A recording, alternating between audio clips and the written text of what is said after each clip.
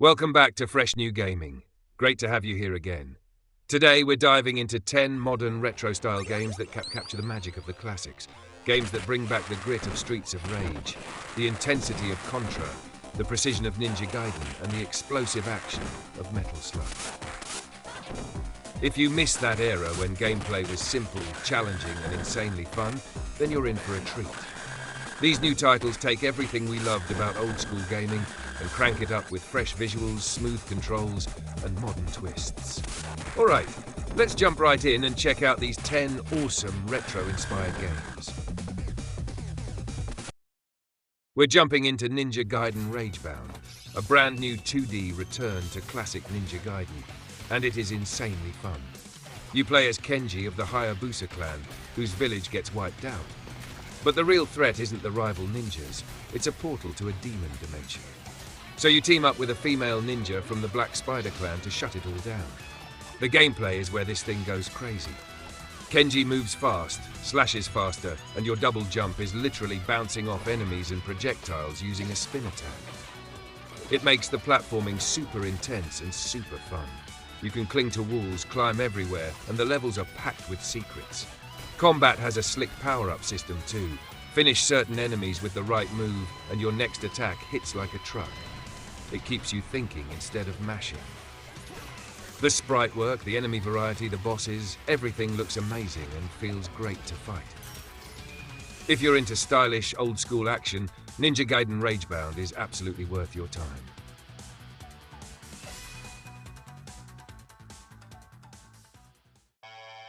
Let's keep that momentum going, because if you're craving another hard-hitting, adrenaline-fueled experience, Iron Meat is absolutely where you need to be looking. This run-and-gun shooter throws you into a world overrun by parasites that infect anything. Soldiers, machines, entire vehicles, turning them into disgusting metal meat hybrids. It's chaotic, gross, and absolutely awesome. Gameplay is pure Contra energy. Sprint left to right, blast everything that moves, and face massive bosses at the end of each stage. The levels are big and varied, forests, cities, labs, and packed with enemies that all look incredibly cool, whether they're twisted humans or corrupted tanks dripping with alien goo. There's great little touches too. Maybe you spot a doorway spewing enemies, blow it up to shut it down, or shoot a loose slab hanging overhead to crush a crowd below. It adds just enough interactivity to keep things spicy. You can carry 2 weapons at a time, machine gun, laser, wave gun, spread shot, and picking up duplicates powers them up, which feels great. Just be careful, once you swap, there's no going back. But the real stars are the bosses, huge screen-filling monstrosities like trains, helicopters, and tanks fused with alien flesh. The art style, animation, and sheer detail are fantastic, and the explosions and gore give every fight real impact. Top it off with super responsive controls, fair difficulty, and a relentless metal soundtrack. So relentless I had to turn it down for a breather, and Iron Meat ends up being an absolute blast. If you love old-school run-and-gun mayhem, this one is a must-play. Now for a fast-paced beat-em-up, River City Girls kicks off fast. Kyoko and Misako find out their boyfriends have been kidnapped, and within seconds they're punching their way across the rough streets of River City. The world is technically open, but story locks keep things moving forward. Shops fill the exploration itch with food, gear, and goofy surprises. The girls' chemistry is fantastic. Funny, chaotic, and genuinely heartfelt, and their different fighting styles keep combat fresh. As you level up, you unlock new moves, extend combos, and buy dojo techniques that make every encounter feel better than the last. Some platforming bits and control quirks get in the way, but the gorgeous pixel art, energetic animations, stylish cutscenes, and great voice acting more than make up for it. River City Girls 2 takes that formula and supersizes it. 6 playable characters, tons of new moves, a bigger city, side quests everywhere, and 4-player co-op. This is RCG turned into a brawler playground. Combat's easy to pick up and full of fun tricks like tagging in recruits, bouncing enemies off walls, and stacking silly equipment perks. The comic book cutscenes land, the soundtrack hits hard, and the pixel art is again top-notch. Sure, there are a few hiccups, cheap boss patterns, small load screens, and a clunky recruit button combo. But overall, it's a flashy, fun, content-packed sequel absolutely worth your time. We release videos like this every Monday morning. If you're enjoying this video, don't forget to like, comment, and subscribe to the channel for more videos like this. Now let's get back to the games. If you're craving more high-intensity action, XenoCrisis absolutely delivers. This top-down, adrenaline-fueled run-and-gun feels like an alien-infested Smash TV, which is always a good thing. Choose one of two characters, or play co-op, and dive into a base full of hostile rooms where aliens pour in non-stop. Your machine gun has limited ammo, so you'll be reloading and scrambling for supply crates mid-fight, turning each encounter into a tense tactical challenge. You'll pick up temporary weapons like shotguns, spread guns, and even a BFG, unloading as much as you want before the timer ends. Enemies drop dog tags you can spend on upgrades like health, speed, grenades, and weapon power, though they're pricey, so smart investing matters. Each area ends with a massive boss, huge, nasty alien beasts with patterns you need to master.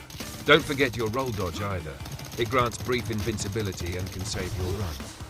Overall, XenoCrisis is pure arcade mayhem, tough, fair, and incredibly addicting. It's a game that keeps you coming back for one more run.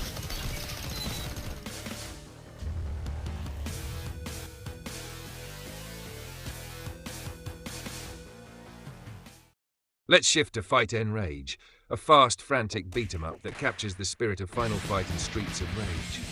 The story is simple. Gangs take over, heroes fight back.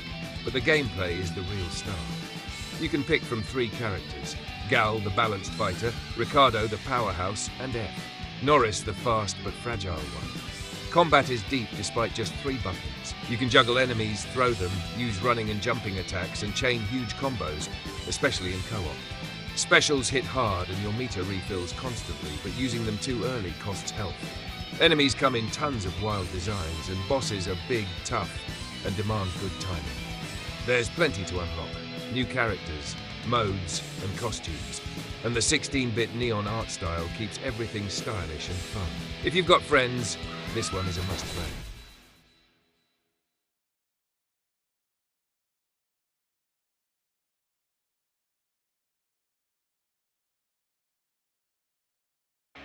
To look at another awesome retro shooter, let's jump straight into Blazing Chrome, a game that absolutely nails that 16-bit Contra energy. It's classic run-and-gun chaos. Aliens invade, you grab a gun, and everything explodes. The story's there if you want it, but really, it's all about sprinting right and shredding through 6 action-packed stages, each capped with a huge boss fight. You start with 2 characters, unlock more later, and every weapon has unlimited ammo. Machine gun, grenades, a flamethrower-style laser, and a charged beamer. Plus, support drones add shields, extra firepower, or even double jumps. There are hoverbike sections, mech rides, and even third-person stages to keep things fresh. The retro visuals pop, the bosses hit hard, and co-op makes it even better. If you love run-and-gun mayhem, this one's a must-play.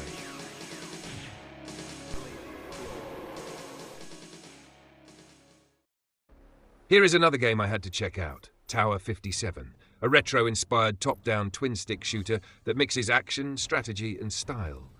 You pick 3 characters from 6 unique options: cop, scientist, diplomat, spy, and more, each with their own stats, weapons, and abilities.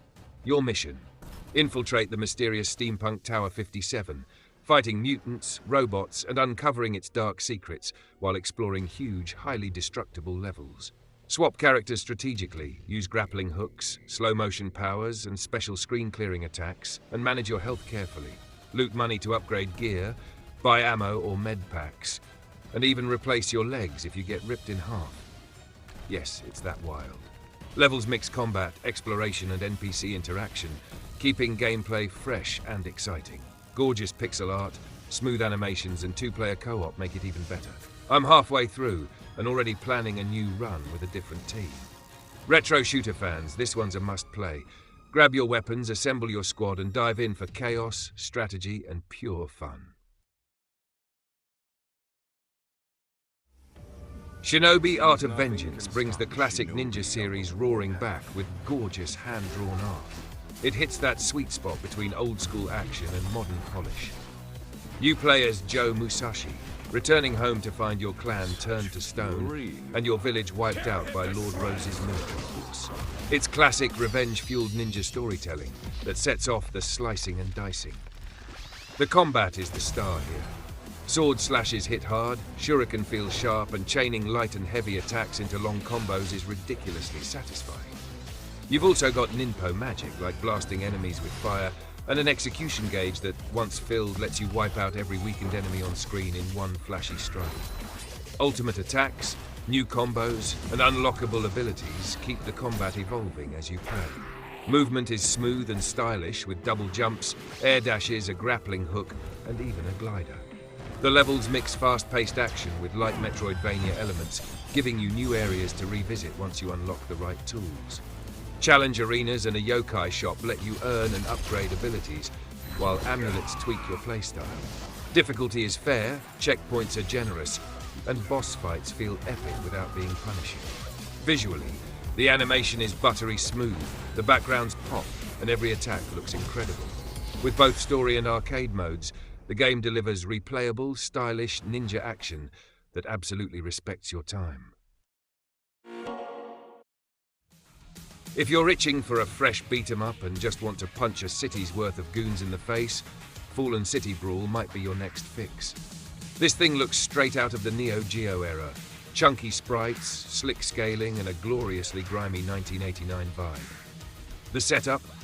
A gang overruns the city, so a crew of rogue cops and vigilantes team up to introduce everyone to the pavement. You've got 4 characters, each hitting that classic speed versus power spread. Surprisingly, they're all fun to play. No duds here. Hammer out combos, launch jump attacks, and whip out character-specific weapons. Guns, dynamite, even a giant wrench. They break or run dry, but they pack a punch, so don't hoard them. Double tap for running specials, scoop up diamonds to charge your riot meter, and unleash boosted damage, or a full-screen nuke. Beat down enemies in riot mode to snag coins for continues arcade style. Natasha even gets back up from her dog, which absolutely rules. Levels throw snow, tall grass, and chaos your way. And while enemies aren't groundbreaking, bikers, ninjas, mutants, they're fun punching bags. Bosses are huge, tough, and sometimes cheesable with good timing. Visually, it's gorgeous. Detailed pixel art, chunky animation, and big retro energy. The combat can feel a bit marionette-y, but it's never a deal breaker. If you love classic beat-em-ups, this is a stylish throwback, perfect for co-op chaos.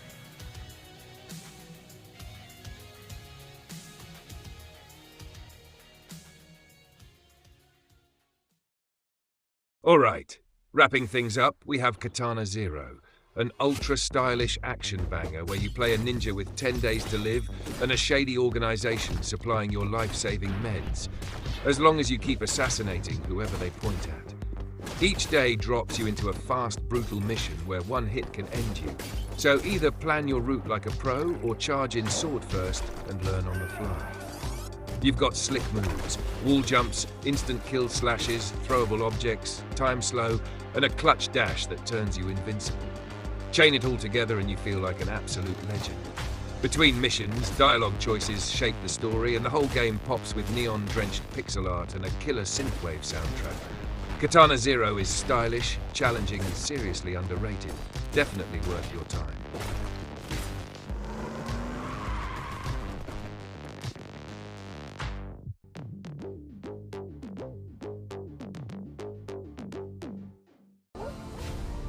Thanks so much for watching. Drop a comment and let me know which of these games you've played, or which ones you're planning to pick up. I post new gaming videos every Monday morning, so if you want more, don't forget to like, comment, and subscribe. Catch you in the next one.